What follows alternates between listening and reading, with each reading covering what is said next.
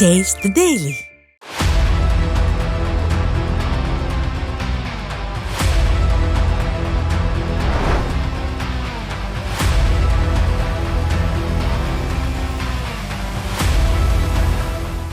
நியூஜே நேயர்களுக்கு வணக்கம். சொல்லியடி நிகழ்ச்சிக்குள் வரவேற்கின்றோம். இன்றைய சிறப்பு விருந்தினர் அரசியல் விமர்சகர் தேவப்பிரியா அவர்கள். வணக்கம் சார். வணக்கம் சார். இப்போது ஒரு சிறிய மழை, இந்த மழைக்கு சென்னை மிதந்து கொண்டிருக்கிறது. பல பாலங்களில் பார்த்தீங்கன்னா அந்த மோட்டர்லாம் வச்சு தண்ணி எடுப்பாங்க, அதெல்லாம் இல்லை. இன்னும் பாதி பாலம் நிற்கிது. பல பேருந்துகள் தவிச்சக்கூடிய நிலை. பல மாணவர்கள் பள்ளியிலேருந்து திரும்பி வர முடியாத சூழ்நிலை. இப்படி பல நிகழ்வுகள் இருக்குது. ஆனால் சொன்னீங்கன்னா 4000 கோடி ரூபா நாங்கள் செலவு பண்ணியிருக்கோம், சென்னையில் ஒரு சொட்டு தண்ணீர் கூட நிற்காது, அப்படியே வடிந்து விடும்லாம் சொன்னாங்கல்ல சார். என்ன இப்படி இருக்குது சார்? 99% முடிச்சிட்டேன்னு போன வருஷம் மழைக்கே சொன்னாங்க. பெரிய குழப்பம். இது 90 ஆளுக்காள் 80%, 99%, 60%. சரி, அதுக்கப்புறம் முடிச்சிருக்காங்கன்னா இப்போ என்ன பிரச்சனைனா 4000 கோடிங்கிறதே அந்த ஒரு ஸ்கீமுக்கு தான். கிட்டத்தட்ட இந்த 4.5 வருஷத்தில் எனக்கு தெரிஞ்சு ஒரு 4-5 ஸ்கீம் போட்டு 10,000 கோடிக்கு மேலே இந்த துறையில் எடுத்திருப்பாங்க. ஆனால் என்ன பண்ணுறாங்கன்னா, இந்த தெருவுலேருந்து இந்த முனை வரைக்கும் ஒரு டிசைன், அந்த கார்னர்லேருந்து அடுத்த டிசைன், இதுவும் ஜாயின் பண்ண மாட்டாங்க, எதுவும் போகாது. ஆனால் தோண்டிக்கிட்டே இருக்காங்க. ஒரு பக்கம் இதுக்கு தோண்டுவாங்க, இன்னொரு பக்கம் மெட்ரோவுக்கு தோண்டுவாங்க. மக்கள் 2 வீலர் வச்சுருக்கிறவங்களோ கார் வச்சுருக்கிறவங்களோ படுற பாடு சொல்ல முடியாது.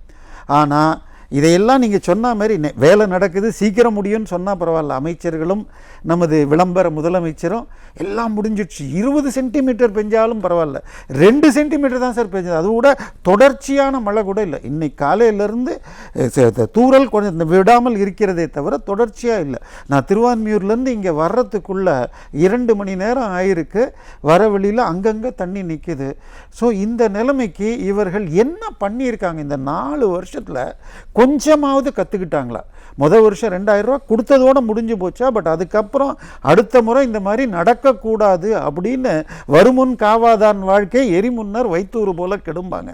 பட் ஒரு தடவை அனுபவித்ததுக்கு அப்புறமும் திருப்பி வருஷம் இப்படி பண்ணிகிட்டு இருந்தா கண்டிப்பாக மக்கள் அடுத்த தேர்தலப்போ உங்களை கவனிச்சுப்பாங்க. ஆனால் இதுக்கெல்லாம் கணக்கும் கேட்கணும். மத்திய அரசு அவங்க கொடுத்த நிதிக்கெல்லாம் கணக்கு கேட்டு வாங்கினா தான் நல்லது இது நடக்கும்.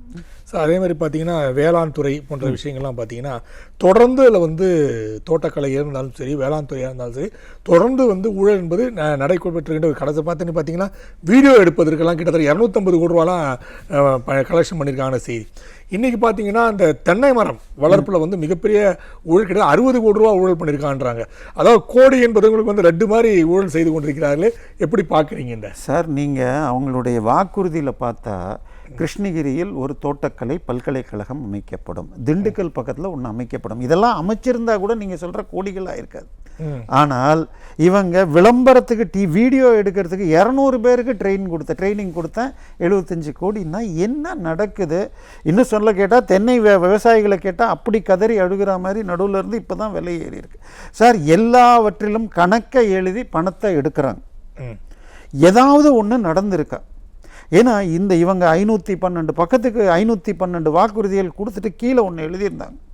நீங்கள் ஒவ்வொருவர் தலையிலும் 2.5 லட்சம் ரூபாய் கடன் இருக்கிறது, ஆனால் இவ்வளவு வாக்குறுதிகள் கொடுத்திருக்கிறோம் என்றெல்லாம் கவலைப்படாதீங்க, நாங்கள் லீக்கேஜஸை சரி பண்ணுவோம்.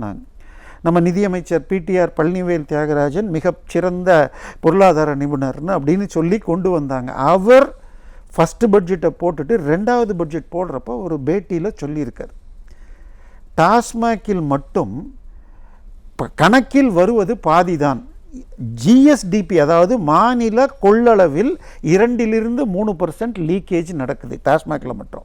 அதுக்கப்புறமாக உங்களுக்கு இது மணல் மற்றும் கனிம வளத்தில் சில 100 கோடிகள் கூட வரவில்லை, ஆண்டிற்கு பல ஆயிரம் கோடிகள் வரும். இப்போ GDP தமிழ் ஸ்டேட் GSDP இல்லை GDPன்னு சொன்னீங்கன்னா அவர் இருந்த காலத்தில் 27 லட்சம் கோடி, இப்போ 33 லட்சம் கோடி. 27 லட்சம் கோடிக்கு 2% போட்டால் 54,000 கோடி, 3% போட்டால் 81,000 கோடி, இப்போ 33க்கு போட்டால் 66, 99 வருஷம்.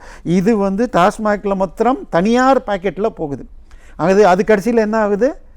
சினிமாவாக பராசக்தின்னு வரப்போகுதுன்னாங்க. இட்லி கடைன்னு ஒரு கடை, ஊசி போன இட்லி ஒன்று கொண்டு வந்தாங்க. சரியா? இப்போ இது தாண்டி கனிம வளத்தில் திமுகவுடைய கூட்டணியில் இருக்கிற கிருஷ்ணகிரி எம்பி சொல்கிறார், கிருஷ்ணகிரியிலிருந்து ஆண்டுக்கு 25,000 கோடி ரூபாய்க்கு ஒசூர் வழியாக கர்நாடகாவுக்கு போகுதுங்கிறார். ஈடியில் ஒன்று சொல்லியிருக்காங்க, 5 மாவட்டங்களில் அரசாங்க மதிப்புப்படி எடுக்கப்பட்ட மணல் பில் போட்டது 38 கோடி ரூபாய்க்கு. ஆனால் ஈடி என்ன பண்ணாங்க, இது எஃப்ஐஆர் போடணுன்னா கரெக்டாக பண்ணணும்னு ஐஐடியை கூப்பிட்டு ட்ரோனை வச்சு எவ்வளோ ஆழத்துக்கு எடுக்கிறதுக்காங்க. இதை ஒன்று. அடுத்தது இவங்க யூஸ் பண்ண அந்த ஜேசிபி இயந்திரம் ஒரு முறை எடுக்கிறப்ப கொட்டுறதெல்லாம் அது கணக்கு பண்ணுறதுக்கு அதுலேயே சிஸ்டத்தில் இருக்குது. இதை ரெண்டையும் செக் பண்ணி குறைந்தபட்சம் 4,780 கோடிக்கு எடுக்கப்பட்டிருக்கு அப்படிங்கிறாங்க. இப்போ இந்த ரேட்லாம் எந்த ரேட்லன்னு பார்த்தீங்கன்னா, மணலுடைய ரேட்டு கடையில் நீங்கள் போய் கேட்டிங்கன்னா ஒரு யூனிட் 10,000 ரூபா, அரசாங்க ரேட்டு 1000 ரூபா. 1000 ரூபாவில் 38 கோடிக்கு போட்டதுக்கு 4,780 கோடின்னா மார்க்கெட்டில் 40, இது 5 டிஸ்ட்ரிக்ட்டுக்கு, அப்போ 35 டிஸ்ட்ரிக்ட்டுக்கு போட்டுக்காங்க. ஸோ இவ்வளவு பணம் எங்கே போயிருக்கு? இதை தாண்டி நாங்கள் வந்தால் கடனையெல்லாம் குறைப்போம் அப்படின்னவங்க நேரடியாக பட்ஜெட்டில் மாத்திரம் 4.5 லட்சம் கோடி சேர்த்துருக்காங்க. இதை தவிர இபி டிரான்ஸ்போர்ட்டில் இன்னொரு 2 லட்சம் கோடி வாங்கியிருக்காங்க.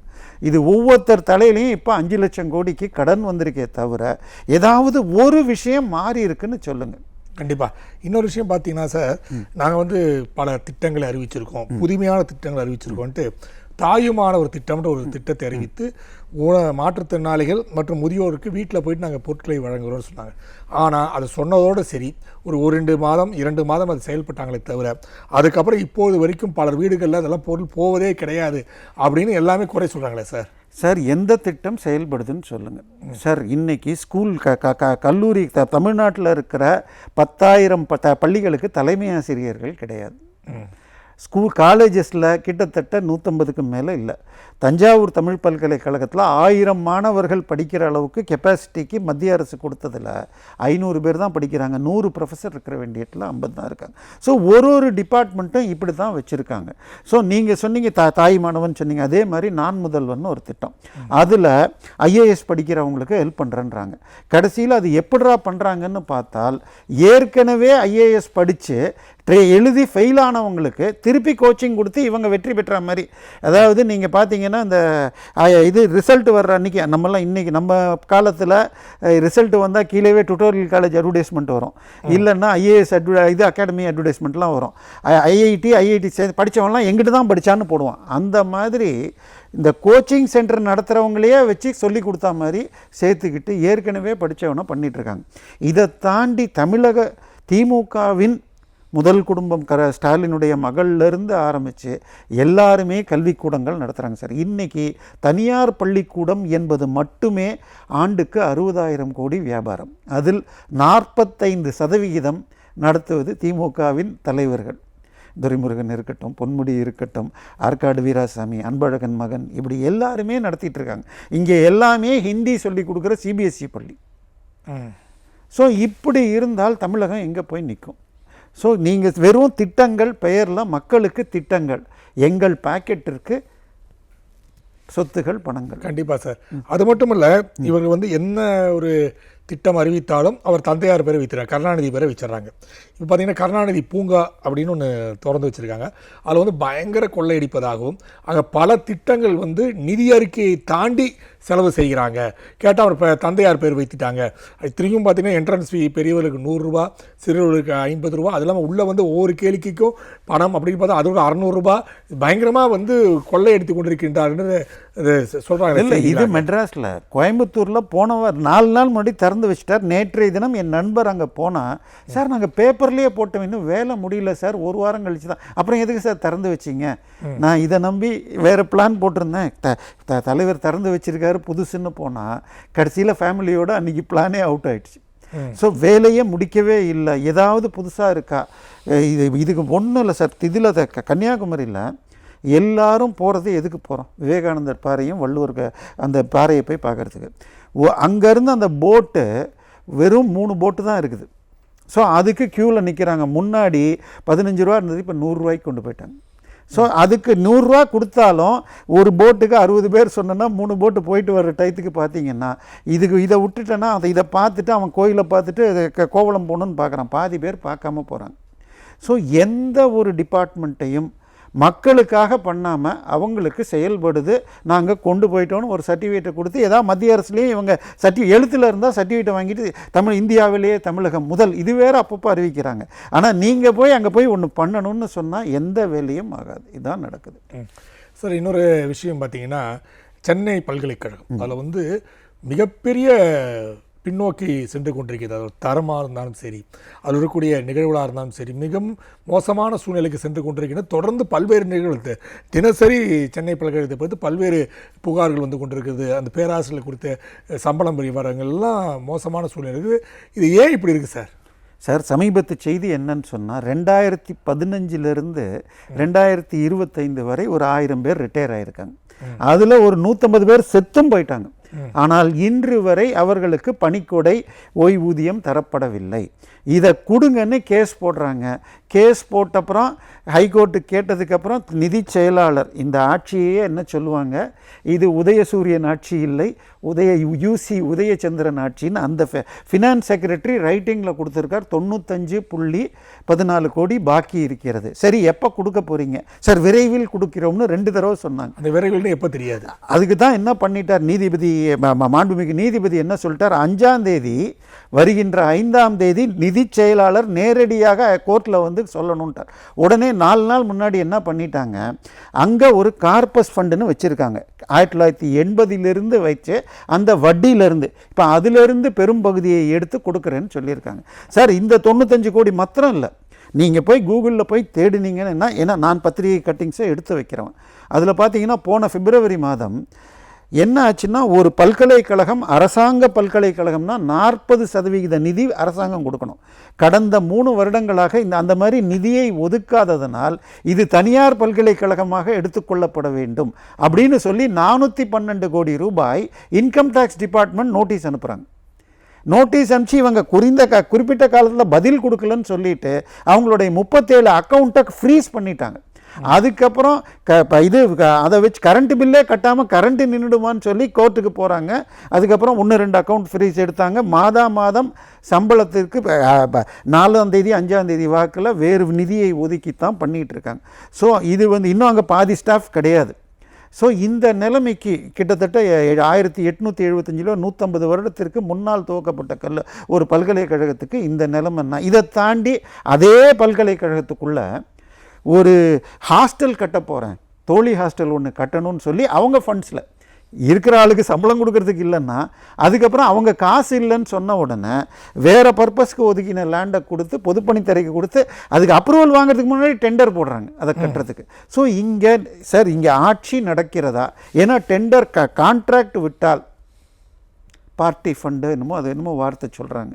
ஸோ 30% வரைக்கும் அமைச்சர் மற்றும் கட்சிக்கு கொடுக்கணும், அது அடுத்த நாள். ஸோ இதுக்காக புதிதாக கட்டடம் கட்டணும், இது ஒன்றை நோக்கியே சென்று கொண்டிருக்கிறார்களே தவிர மாணவர்களுக்கு என்ன இருக்குது? இன்றைக்கி கல்வி சிறந்த தமிழ்நாடுன்னு சொன்னாங்க. இன்றைக்கி 9வது படிக்கிற மாணவன் 2ஆம் கிளாஸ் படிக்க சொன்னால் இந்தியாவிலேயே மோசமான லிஸ்ட்லேருந்து 2வது இடத்துல இல்லை. இப்போ தேர்வு நடந்த பாருங்க, ஆசிரியர் தேர்வு, அது கிட்டத்தட்ட 85,000 பேர் வந்து தமிழில் வந்து தோல்வி அடைந்திருக்காங்க இல்லையா?